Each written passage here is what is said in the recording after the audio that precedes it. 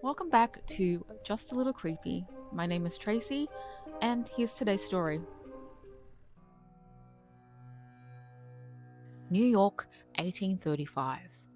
Imagine picking up your morning paper and reading that scientists had just discovered lush forests on the moon, lakes filled with strange creatures, beavers who walk upright and build houses, and most shockingly, winged moon people who worship in sapphire temples. The public devoured every word.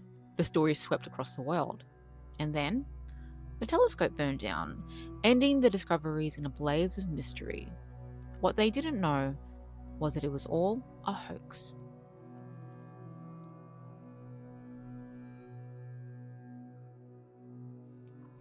In the early 19th century, newspapers were transforming.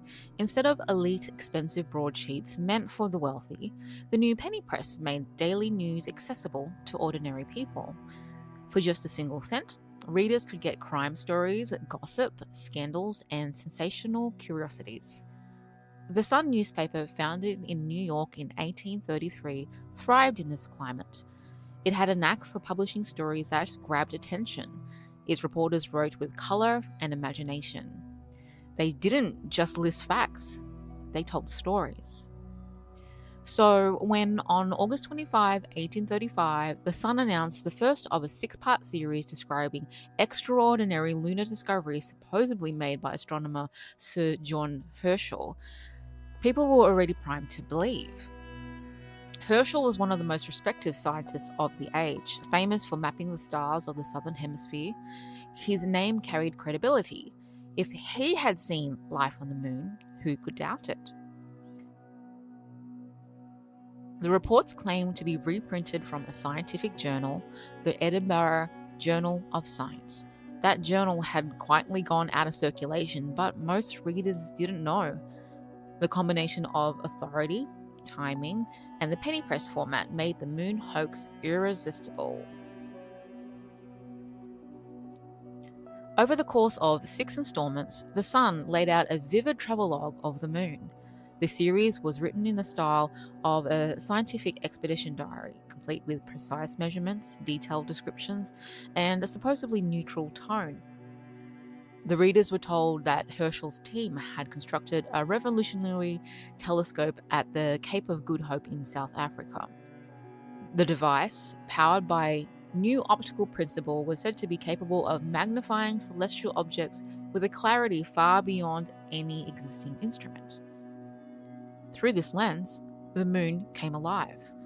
The landscape, vast plains of green-brown vegetation, cliffs of amethyst and shining crystal, rolling hills and forests, streams of water glimmering in the sunlight.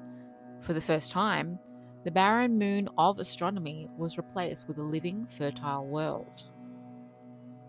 The animals, herds of bison grazed across fields, strange blue goats with a single horn bounded on mountain slopes.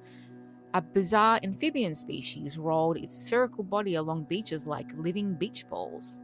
Beavers were seen walking upright on two legs, carrying their young in their arms and building intricate huts with tools, almost human in behavior.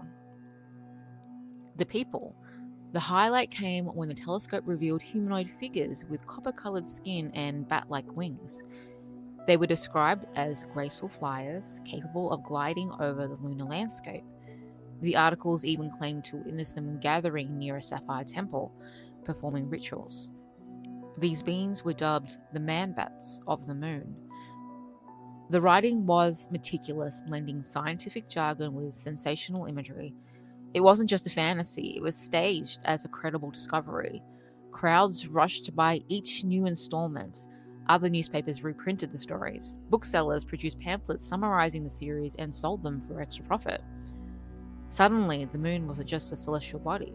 It was a world inhabited and wondrous.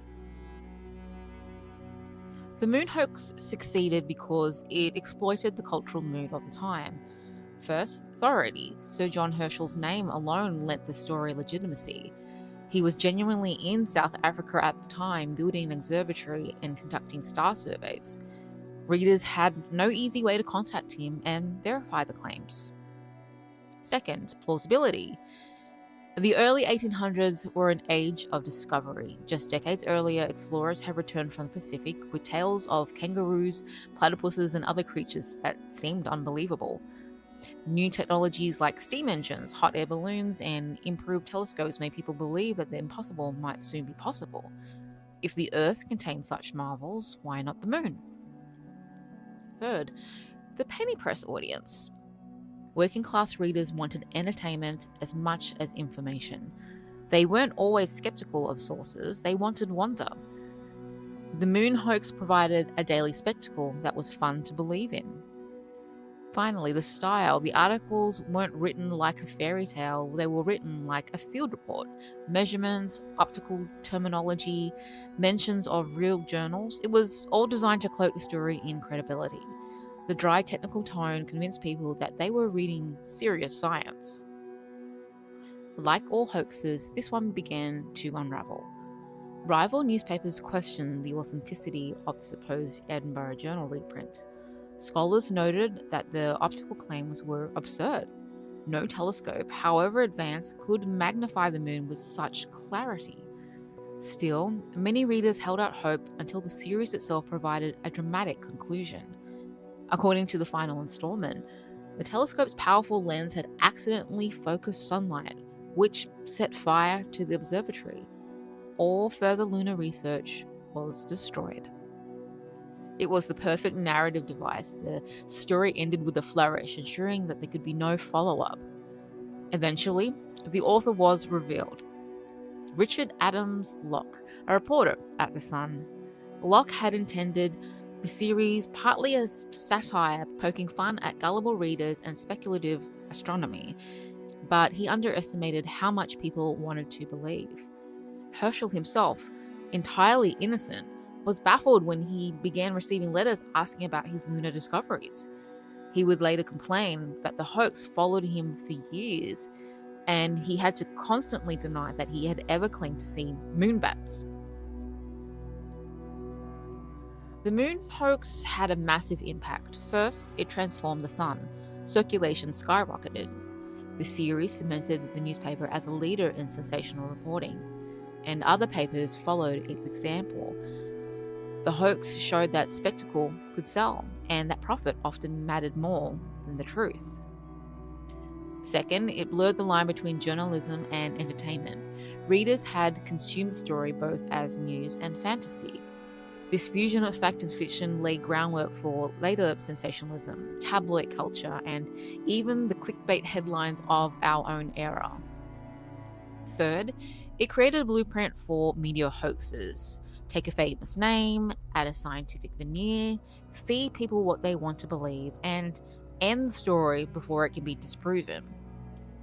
From Barnum's Museum exhibitions to the 20th century UFO sightings, the DNA of media spectacle runs straight back to the moon hoax.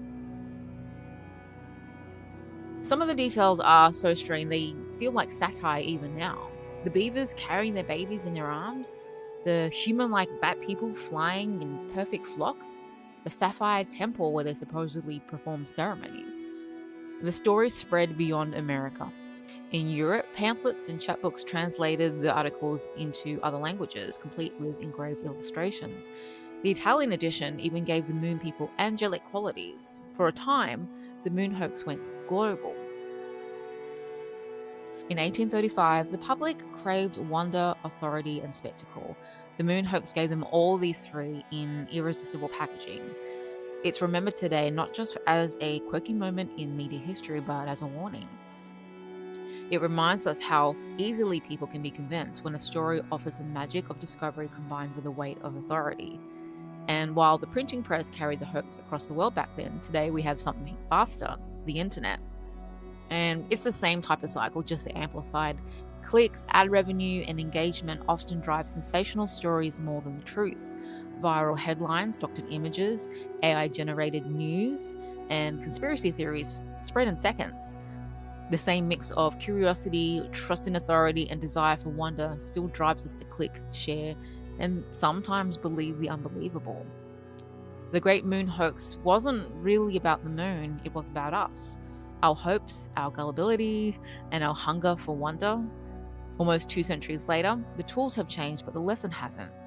Extraordinary stories will always tempt us, and it's up to us to ask, what are we still falling for today?